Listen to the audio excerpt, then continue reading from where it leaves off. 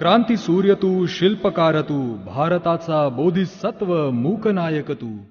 मोडल्या रूढी त्या परंपरा, दिव्य तेजा तूच सकल न्यायदायका. जीवन तुझे आम्हास प्रेरणा, दाही दिशा तुझीच गर्जना. भीमराया माझा भीमराया. महामानव डॉक्टर बाबासाहेब आंबेडकर यांचा जन्म 14 एप्रिल 1891 रोजी मध्य प्रदेशच्या महू या गावात झाला. डॉक्टर बाबासाहेब आंबेडकर म्हणजे भारताच्या नव्या उभारणीचं एक महान वैभव.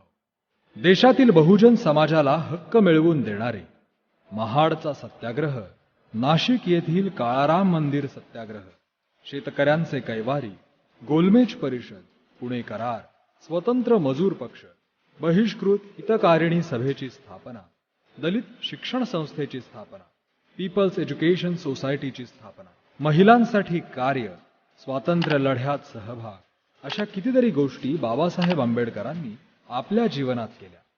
डॉक्टर बाबासाहेब आंबेडकरांनी तळागाळातील सर्वसामान्य माणसाला अन्यायाविरुद्ध लढण्यासाठी जागं केलं. त्यांचा आत्मसन्मान, स्वाभिमान आणि अस्मिता याची जाणीव करून दिली. मानसिक गुलामगिरीतून त्यांना मुक्त केलं आणि हक्कानं जगायला शिकवलं. भारतीय न्याय व्यवस्था, अर्थशास्त्र, राजकारण यासह अनेक क्षेत्रांमध्ये बाबासाहेबांनी आपले योगदान दिले आहे. शिका, संघटित व्हा आणि संघर्ष करा असा गुरुमंत्र त्यांनी समाजाला दिला.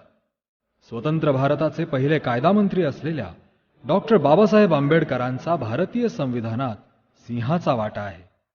बाबा साहब आंबेडकर अपने मान सम्मान मर्यादाओं के लिए नहीं, लेकिन समाज की बुराइयों के खिलाफ जंग खेल करके आखिरी छोर पर बैठा हुआ दलित हो, पीड़ित हो, शोषित हो, वंचित हो, उनको बराबरी मिले, उनको सम्मान मिले, इसके लिए अपमानित होकर के भी अपने मार्ग से कभी विचलित नहीं हुए.